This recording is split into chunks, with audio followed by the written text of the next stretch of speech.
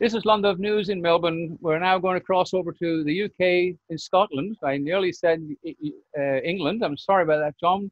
And we have New Zealand down here live from the Common Law Court in New Zealand. And we're going to go to the International Common Law Court to the people's representative in Scotland. Good evening, John. Or good morning to you. Hello. Hello, welcome everyone. Nice to meet everyone, including obviously our colleagues from New Zealand. It's nice to get this up and running. Hopefully soon we'll have some more people join in, as we have a large base just now currently operating in the Scandinavian countries. So Denmark, Sweden, Norway. I think they're itching to get involved as well. Also the Northern Ireland and the Republic of Ireland. So we may actually set up something in the near future, but welcome to everyone. It's nice to meet you again. Okay. Great. Now, I'm sure there must be somebody up there must have some questions, and we're nearly ready to get the paperwork going. I think you did discuss that a few minutes ago. So that's the next thing. We've got to get a couple of small cases. New Zealand, you must be ready, and Stephanie is ready in Sydney. She just needs to get that bit of paperwork going. We've got some great scribes here, the two ladies at the top, and Stephanie, obviously, you've got plenty of good scribes up there. So let's get that paperwork in. And John, have you got any advice in relation to paperwork? It's pretty straightforward. Have you got any advice for us? Because we need to do that next, not tomorrow, in the next couple of days. It's got to be done. Yeah. The paperwork's straightforward. As long as you follow the procedure, it's simple and it's straightforward. This is everything has to be signed off, and obviously your reference number, everything, and on the day in question of the hearing, you just follow the procedures, providing everything's signed off and obviously authorised, it's fine. Making sure you follow certain rules on the day, as in relation to the people involved in the setting up, who can become court officers and who can become members of the jury. It's simple, it's straightforward. It's something I will work on you with the next couple of weeks of offer further assistance, but I'm sure you'll manage it. It's not a problem. I'm looking forward to see how it goes, and hopefully so we have these operating in other countries shortly as well. Yeah, we're going to get together. I think we've got some place we're going to have a practice run first. We'll do the mediation practice. We'll video it and go back and have a look at it. Then we'll have a 12-man jury thing. We'll go through the setting up of that, the adjudication, the officers of the court, and we'll see can we come up with we'll put a case that does exist and it's been already adjudicated on, and then we'll know whether the jury get it right in the end. So it'll be interesting to do that. So if anybody got any questions for New Zealand, you must have a few questions. Yeah, you haven't seen John in a while. Oh, questions? Yeah, how many do you want? There's a couple of things I wanted to talk to John about for some time, actually. One of them, John, we're heading to 400 people now that have been registered in New Zealand and registered their birth and reclaimed their legal fiction. What we're wanting to do, we've just done a bit of a running total as we go, but we're not really sure, because some of the addresses, I mean, you've got Hastings in New Zealand and you've got Hastings overseas in the UK and this sort of thing. So is there any way we could get a list of email addresses of New Zealand people so we can actually, what we want to do is send out little posts and things to keep them engaged and to let them know what's happening in New Zealand. We thought if we could do that, then we could really keep them notified as to what's happening, because it's amazing how it's building actually.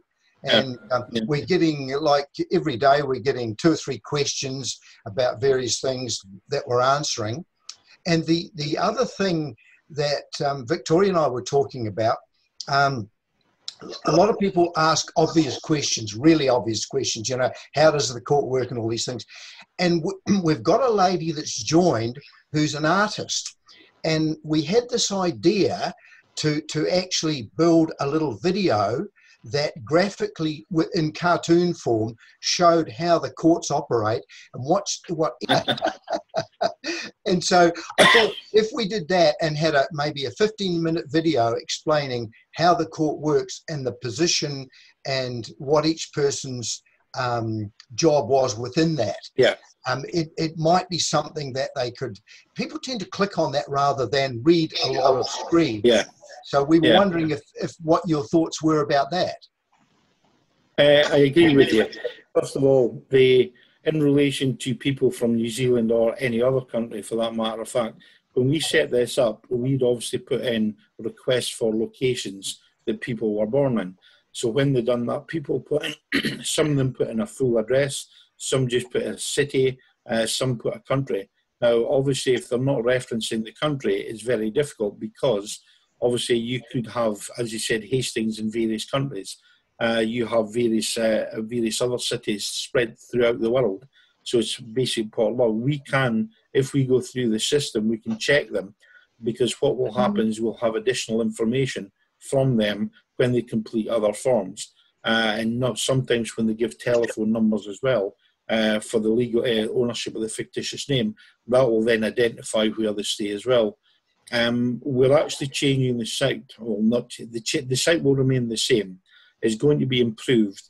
We actually have someone working on this just now. We're building a brand new site. It will be fully functional, it will be customer friendly, it will be easy to follow, and there'll be actually more involvement from the people that are actually visiting the site. What we're doing is we're going to put on loads and loads of training information and loads of videos. Now, what we're hoping to do with people like yourselves, because we've got quite a few countries now, we're starting to roll out the process now and start to convene courts. But what we're also doing with the people who are taking up this option first, like yourselves, we're going to speak to them to get them involved with the training side of things. Now, if there's options available to do educational videos or something, this is definitely what we're wanting to do. So anyone that's involved on that side, we will get involved. We will speak to them literally over the next month or so, because it's something we'll put onto the new site when it's launched. What we are actually going to do just now is we've actually put on something onto the site which is we've never used. It's actually a forum. Now, you have problems with things like Facebook and all the rest of it. It's something that we don't go into, although we did set it up a long time ago just to try and raise awareness of the site. We don't actually use that, but we decided to create a forum which we are going to cover any topic which is relevant to the Commonwealth Court and the people. Now, we set it up, but we haven't actually really actioned it. I've spoken to the developer just now, and what I will probably do within the next week or 2 weeks, I'm going to contact people like yourself just now and get them on as moderators. So as soon as I get maybe 20 moderators appointed, you can now actually take that over, which means even just now, when people write down or they have questions or they want to discuss things, they can do so on the forum, and then all will be required from people like yourselves is just to turn around and accept whether the information is acceptable or not. If some idiot puts on information which is obviously not acceptable, well, you just refuse to accept the post. If the post is okay and you've looked at it, anyone can actually just click on accept and it will put it on live. So that will create conversations and topics for discussions with the rest of the people. And it's something you can use in each country. But this is going to be open to everyone worldwide, and it will probably happen within the next 2 weeks. So that will help on to get the word out. And obviously, if people are having problems or they want to discuss various issues, they can do that by posting questions on the forum, and they may wish to do so because they have relevant issues in relation to New Zealand or Australia that they want to speak to you guys about. But the thing is, you don't actually have to sit and speak to them 24 hours a day. All we need to do is get someone to approve the post and then leave it. So when that happens, the public will actually use this themselves to chat with one another. Now, the good thing about doing this is anyone that's going onto the forum will have had to register their birth, because if they don't do that, they won't go onto the site. So these people have already confirmed their standing as a living man or woman, and as such, they can actually take part in the forums. As I said, that should be up within the next 2 weeks. It's actually there just now, but we need the moderators in place. So within 2 weeks, that should be the case, and that should help out. Anything else in relation to videos or educational stuff, we actually have many things just now that we're actually going to develop and will be up shortly. The site is being done just now, but obviously if you have any suggestions or you wanted to get involved in things, you can let us know as we're changing the site. The issues of location and trying to identify people, we can probably go, but it takes a bit of time to do. But I think what we'll do is when we set up the new one, we will actually change the criteria when they register their birth, and we'll actually make it we'll probably make it one of the conditions that they have to list the country they were born in. So they will specify the country. and therefore that gives us immediately a list of everyone. We have just now 121 countries on the site. Just now, we've got another one this week. So it's 121 countries, but I couldn't actually tell you just now where everyone's from, because obviously that wasn't one of the essential criteria. Now we will actually enforce that, and we can slowly update what we have as well to put that on, and that'll happen in the coming weeks. Okay. Brian, were you looking about some paperwork? I think Brian sent some paperwork off. Did you, Brian? I sent a copy of my affidavit off, but I'm ready to roll with my case. I've got the 3 documents done. I just needed somebody to go over it and have a look at it. Yeah. No, I did have a look at it. I haven't been through it all because I actually started to go through it. I was called away to do something else. But obviously I know it's for a court case just now, and I said, we'll have a look at this over this next week and give you a definite. Okay, I can't see. Well, what I've seen just now, I can't see it being a problem. It's okay, but I will look through it. As I said, it's okay. You know what you're doing. As I said, the procedure's simple enough anyway, but I'm quite happy to look at any of the paperwork that you want to send over. Okay, thanks for that. Thank you. Yeah, no problem. Yeah. John, I just wanted to find out when Barry said that he has registered the domain name, has the actual common law court name been registered with your equivalent of, we have ASIC in Australia, and we found out that quite a few names haven't been registered. Brian and I have had a fun weekend having a look at a few names, and so we've got Brian to register the Common Law Court Australia and Common Law Court. So that actually has now stopped anybody else doing that. So it appears that when we're starting doing these businesses, that people are not taking seriously that you must register with ASIC the actual name, not just the domain name, and not registering the domain name. Sure, are you actually referring to operating in commerce or business under common law?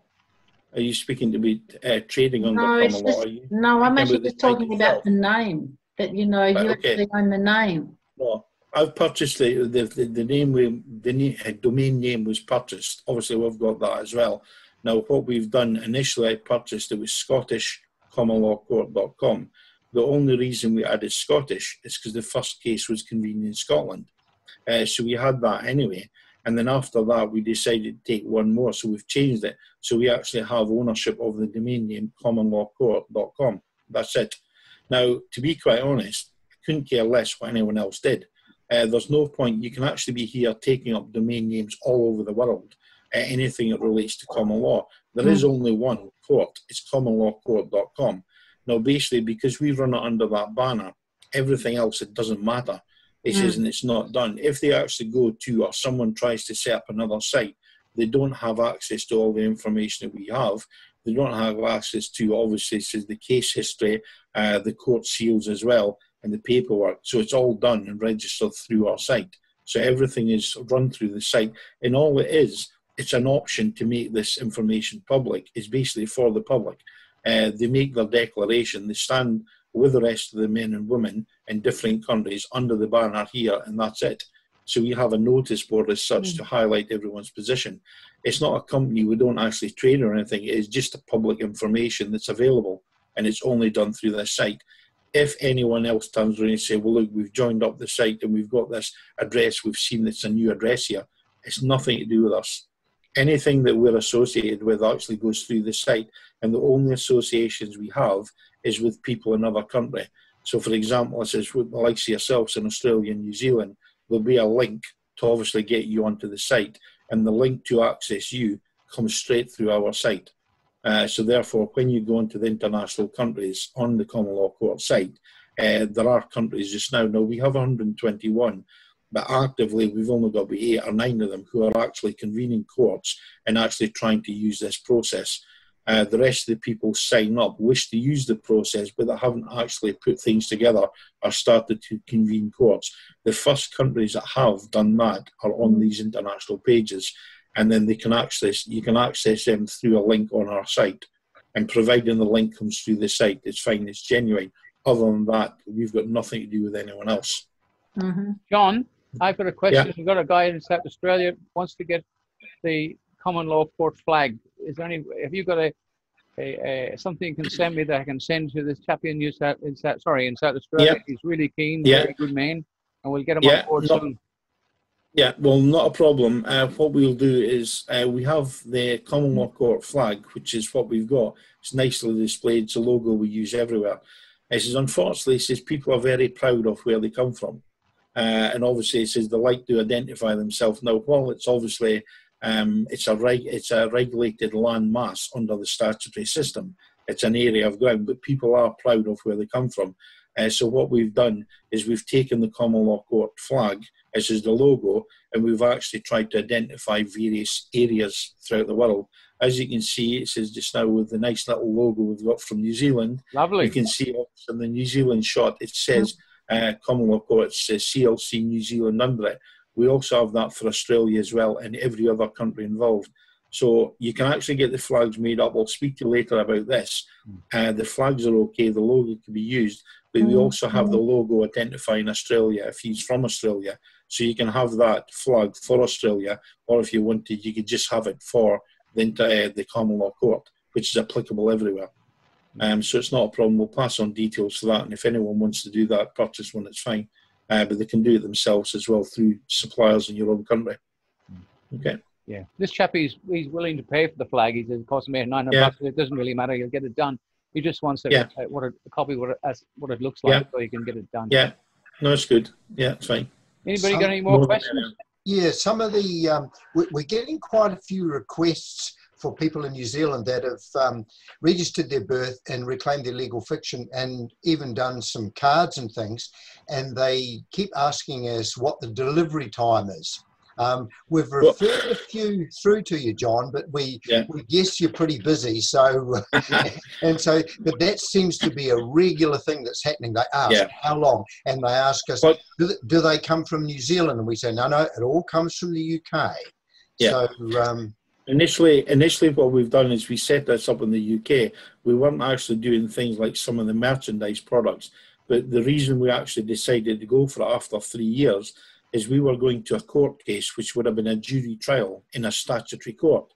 We had many supporters wanting to come. Now, we had actually these polo shirts available for the enforcement team, but they were green because obviously we use a green colour for the court. And many other people have said, look, can we get one of these T-shirts? I said, no. Well, polo shirts. I said, no, you can't. They're for the enforcement team. They said, but we would wear them to court. And as soon as they said that, I thought, great, we've got it. I said, right, we'll do it. So when we spoke to a couple of people, we actually go to a supplier. We don't do anything with these. What we do is go to suppliers. So they take a couple of weeks to supply this stuff as well and then get it out. Now, what's happened is we put some of these on, and what we did is add 10% onto the price. So we take 10% and it gives us an income for dealing with it, but we can supply this now. What's happened just now, I blame you, each and every one of you just now, because obviously the common law court has actually taken off and it's huge. Now, not only that, they said, but we have people, it's 121 countries. We're dealing with the Scandinavian countries just now, which seems to be obviously very interesting what we're doing. But we have all over the UK and America and Canada as well. It's still big.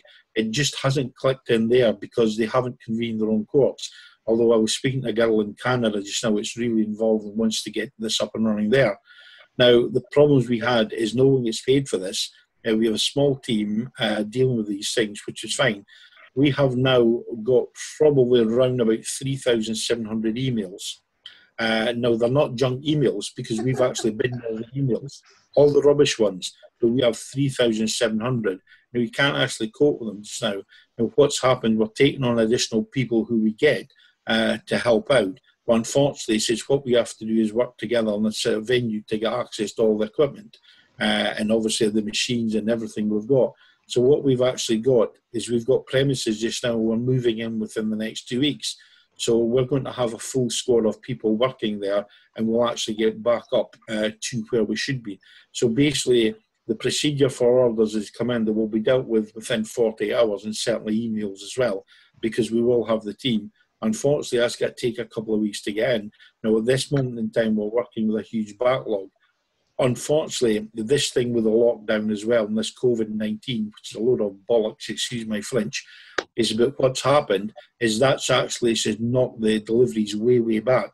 So we were actually sending documents, and we can normally get them in a couple of weeks over to Australia and New Zealand. That's actually way back now to 5 weeks, at least. So we're getting a 5 weeks. In fact, Stephanie has just turned around and says she got some documents today, but they were sent weeks ago. So she's actually just got them just now. So there is a waiting list. The orders will be cleared over the next few weeks, and we have additional staff coming in. What we would want to say just now, if people are uncomfortable and they don't like sitting waiting, if they wanted obviously a refund, we can deal with that. If it's really urgent and they wanted something for a court case, we can try and speed up, even if I emailed over a copy, because we can actually get an email copy here to give them that to use in courts. But as I said just now, normally we'd be looking for Australia and New Zealand, I'd think about 2 weeks. We're looking at about 2 weeks. If we're going to get delivery for products and merchandise, we have to go through a supplier. We've got 2 suppliers. Now, one of them will move within about 4 to 5 days. The other supplier is a big PLC, a big company. They will take probably about two weeks to turn this around. And then what they'll do is send it out. So depending on what they order, we can get that as well. But it takes a couple of weeks to get the order done, and then obviously a couple of weeks to send it over. What we will do in the future, because obviously people are joining the courts, is getting busier, and there's no point in us trying to deal with this over here. When we actually get you a little bit more experience, and you're obviously up involved and taking more part in this, both Australia and New Zealand, what we'll do is pass it on to you. So what we'll do is pass it on. You can then take these things and deal with it yourself, and you can actually deal with your own documents as well. So we'll get the system up for the documentation, the cards, and the merchandise as well. And therefore, by doing that, that then generates some income as well to keep you going, which is obviously the case, because this is not, it's not like just one available in one country, or it's not one individual that does this. It's down to the people in the common law courts. And the thing is, if we have these in every country throughout the world, the plan is to set up this in each country. Unfortunately for people just now, there is a delay for various reasons, which we only apologise. COVID is out with our control. Staffing is an issue, but obviously we've got that in place, and we will have premises within the next 2 weeks. So everything's kicking in. We will have a new website as well. It'll become a lot faster, smoother, streamlined, and quicker. So that there shouldn't be a problem. But if there is anything just now, it's urgent. I can give you a personal contact for me just now, because I can't, with the emails we've got just now, we can be there for weeks looking through emails. What I will do is I'll give you a personal contact, and if there's someone has an issue and needs something quickly, if you email me directly, I'll make sure it's dealt with as quickly as possible. Other than that, we're trying to go through them as quickly as we can just now. Okay. No, that's fine. We sort of understood that, and it was interesting because during the lockdown and people had some time, that was when we actually got a lot of correspondence. Which we answered. One of the things that's come out of that, I mean, people get excited. They order their cards and things, and they just wonder when they're going to arrive. And so that was the queries we were getting. The other thing, sort of congratulations, because we looked at it and you've got 500 and something pages, which means you've probably got in excess of 10,000 people. Is that? Oh, we've over that. Between the numbers we've got just now, I think we're actually sitting about 13,000 now.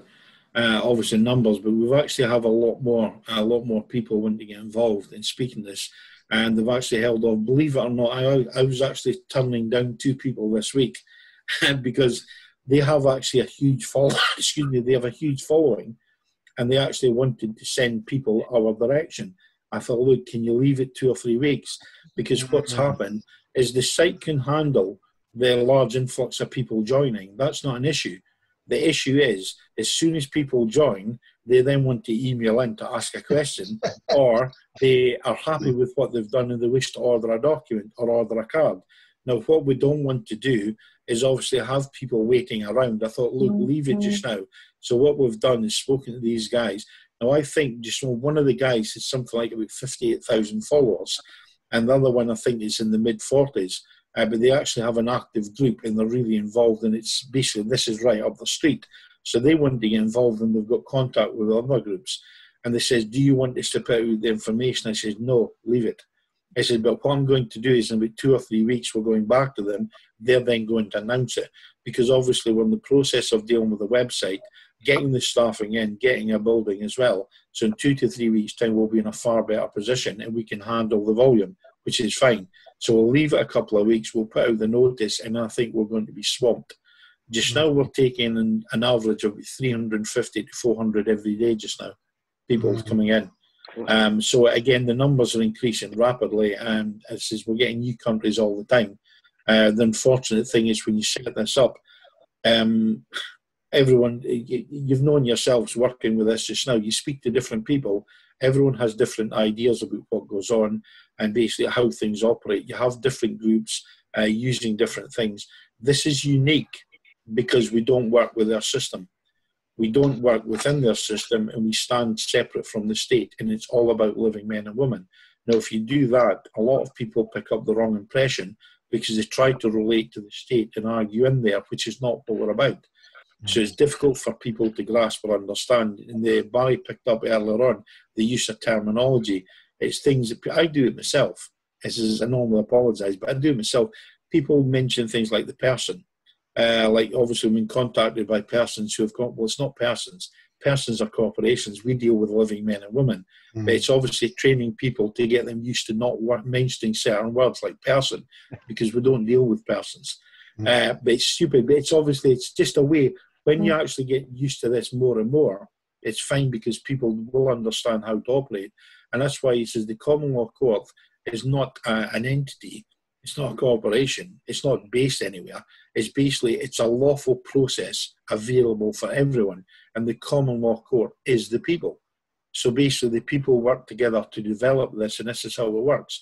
But if you're actually rushing this, we've had 3 years now. It was, well, a couple of weeks ago. But with that 3 years we've been training just now, this is up and running and convening these courts. We've been successful because we've got to the position we are, and the governments don't like it. Now, had we rushed what we're doing, it would have collapsed and made a mess of it, but we haven't. He says, we're speaking about convening courts now. There is a system. It's not, you don't have to be Albert Einstein to sit down and convene a court. It's available to every man or every woman.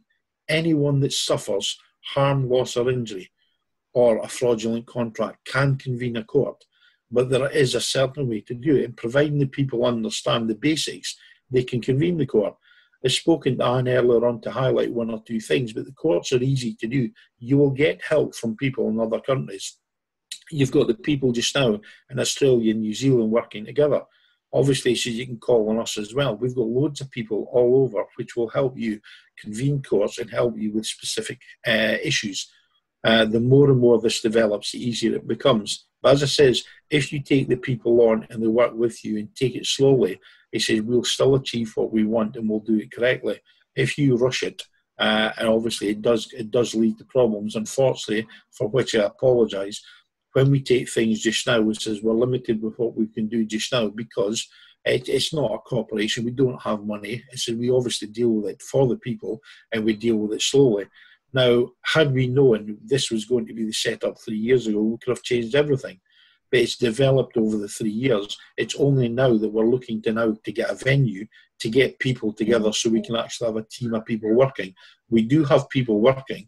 It's just on things and we'll help and contribute. But when we're actually dealing with things like emails is probably okay, we can deal with that. But when it comes to things like merchandising, court papers and stuff, it's better having a base to work for. So we actually have that just now, and we're moving in within the next 2 weeks, and we do have a body of people that will be helping. So obviously this is the next step just now, which will assist everyone. And as I said just now, he says, apologies for the delay just now. COVID we can't do anything about. But obviously the staffing issues we can. So we'll deal with that in the coming future. But if there is something urgent, we will obviously force the issue if you contact us directly. And I'll give you the contact detail later for that. Okay. John, can you give me the link for Dublin? Because I know a few pretty high flyers in Dublin. That, and I'll give you that. I may even know whoever you're actually talking about, because I'd like to help them over there to get it organised. Yeah, it's okay, it's fine. I'll give you the contacts for that later. Oh, that'd be fantastic. Thanks, John. Stephanie, you wanted to say something there. I did, John. When you said down the track we can start looking after our own documents, Does that mean you'll be sending the paper? There's a very special paper I noticed on the documents today, and it looks great, by the way, and the embossed logo. So would you be sending over a package of, this is what your documents are, this is the paper you must use, and this is the embossed, however we do that? So you'll have all of that in one package. It's like, it's just when we're using the court just now, regardless of the country you're in just now, we use a certain procedure, so it makes it acceptable throughout the world. Now, coincidentally enough, we've had the Australian government, well, it was Queensland, have accepted our paperwork. So they've actually, it's established our position and the authenticity of the paperwork, and they've actually used that to assist people. Now, if we have this, when you're serving paperwork in governments, if we have the paperwork that we use just now, and they say to yourselves, you can do it, and you decide to have cheap, plain white paper, which is coloured yellow. Now, if you do something like that and put it into the court, they've never seen it before. They've never heard of you before. You're putting in common law court paper, and with a seal that you've got a logo, which nobody ever seen before. So therefore, it's important when you're putting the paperwork into countries, different countries, that we use obviously the similar paperwork and court logos and everything. The court seals, we will actually do that and emboss. We can get that for you, and obviously we'll help with the paperwork and that. But if everyone keeps a sort of similar procedure and a similar structure, it means when you're submitting paperwork, it doesn't matter where it's going. It's just every government and everyone will know within the statutory system that this has been issued by the Common Law Court. So it's probably a lot easier to do that. But we will work with you when the time comes just now. It's something that will happen in the future. Okay. Anybody got any questions for John before we let him go back to his hard work? Jackie, you've been extremely quiet up there, and Brian is another one. Jackie, have you got anything to ask John quickly? Oh, in New Zealand, you guys asked the questions, a couple of the questions. I guess my one is, if the common law court and the jury that we use with the common law court finds me innocent in my case, how do I go about presenting that to Victoria or Vic Rhodes, for example? After the hearing, you're speaking about enforcing the result. Well, what we're doing just now, we have we've convened courts. We have decisions just now. Now, because we didn't have enforcement teams, we actually go to try and enforce the people, we serve them with the order and see what happens. Surprisingly, they just ignore it. But what's actually happened is because we've continued with what we're doing, we've actually managed to get a couple of people to retire and a couple of people to stand down, and we even got a company to back off the collection of taxes in the UK. So they actually backed off because they were threatened with the Common Law Court. Now, this happened in the decisions we have. However, we are actually in the process just now of setting up an enforcement team. Now, the enforcement team just now, we have a job description set up for the enforcement team. We also now have a training course, which is a 2-day training course, and it means that any enforcement officers we have, our constables, we're calling them, any constables will have to do the 2-day training course. So they do this course, and then after that, they will then be sworn in, and they will then have the uniform. Now, when they have the uniform, they will then enforce, they'll help to enforce the decisions of the Common Law Court, which means we can then go, we can obviously, if need be, take possessions, we can take property, we can hold people accountable. If they refuse to comply with this, we can actually take them and even arrest them. We've actually looked, believe it or not, at the possibility of having our own prisons as well, and it's currently being looked into, and a costing issue, but we will be able to do that as well. And we've also thought about having buildings, which would be a building for the peace constables. We've called it a peace service. Instead of a police service, we've actually called it a peace service, and then we'll have peace constables, and that's the way we work. But we've got this training up, but when we get the training, there's no point in just having them just wandering about with no base or anything. So we're looking to get them bases and property, so they'll work out of venues, they'll work together in groups, they will have the uniforms, they'll have the backups, radios and cameras. We're looking at also as getting them cars as well. And then when we're doing that, we have our own courts anyway, and we're also looking at setting up prisons as well. So this is actually in the pipeline, and it won't take long to do, but we're pretty well down the road. you're actually at the stage just now convening courts. So when you convene a court, the most important thing to do is to convene the court and get the result, get the decision. Because as soon as you get the decision, it therefore stands. And then what we'll do is we'll help you to develop the enforcement side of it. So in the near future, you can actually set up something similar in Australia, New Zealand, or any other country. Now, we have people from other countries asking about this as well. But as soon as we get the one done in the UK, it will be able to roll out very quickly. So we've got the system here. We're in the process of setting this up, and then we will be able to roll out very quickly. If you put your head down and get a few of the decisions just now, get a few cases behind you so you know how the procedure works, get the decisions, the verdicts from the jury, and then it's in the near future we'll help with the enforcement. But it will be through these peace constables that you'll have yourself in your own country. What about sheriffs? They're peace constables now? I want to be a sheriff. The sheriff deals with the court hearing. They're there to obviously make sure that the court hearing is okay. They make sure everything's done lawfully, and they'll sign off the paperwork. But they are responsible for signing and appointing peace constables. So we actually have the constables appointed, but they'll work under the authority of the sheriff who signs the paperwork. But the point is, when we appoint a sheriff, we only appoint a sheriff for a common law court hearing. And after their job's done at that hearing, they then stand down. So you have different sheriffs. But because the paperwork's signed off, it allows, obviously, individuals to continue with, obviously, the work that they want in enforcement.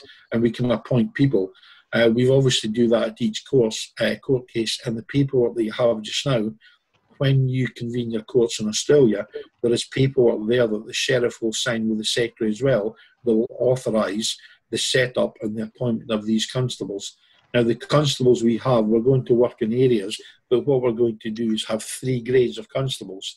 Most of the people will just be a normal constable, and then what we will do is we'll have someone who will be in charge of maybe sort of 10 or 15 constables, someone senior, so basically they'll be in charge of a small group. And then throughout the land, you'll have someone that's in charge of, obviously, a national level or a state level. You'll do that, but obviously we'll set it up there. But we've actually got the whole thing laid out just now. So it's just a matter of setting it up, and we're in the process of doing that. Fantastic. One other question. What defines a building that is suitable to hold the common law court in? Is there any requirements in particular? Well, I tried to get Wembley Stadium in the UK and Buckingham Palace, but they wouldn't allow it. A level playing field. What you need is a level playing field. One level. Yeah, if you can have like a large hall now, you can get them in community halls, preferably one level. We have actually had one, and we can. What you're doing is you advertise, you submit your public notice to say you're convening a court, and you let the public know. So the problem you'll have is when the public turn up, they have to get in. Now, obviously, if the premises are too small, you can't get the public in, but as I would say, a minimum of, as long as you can accommodate a minimum of 50, and I would say basically it works on a first come, first served basis, because you've announced it to the public, and therefore first come, first served, so they get in first. But obviously you're going to need to set up the area for the staff. Now, if you've got the court officers, and then you're taking the jury members as well, you're looking at a minimum of 17 involved, and then obviously a public gallery as well. So if you've got numbers to accommodate that, it's fine. Any sort of room you want. Anyway, listen, John, I'd love to thank you very much for coming on at such short notice. I rung you about a half an hour before we went to air. I would like to thank you for hopping on, and New Zealand, their first time meeting all together here with New South Wales and Victoria. Anyway, thank you very much, John. So we'll say goodbye to you now, and you can say goodbye to everybody, and we'll catch you again. Yeah, well, I'll be in touch shortly.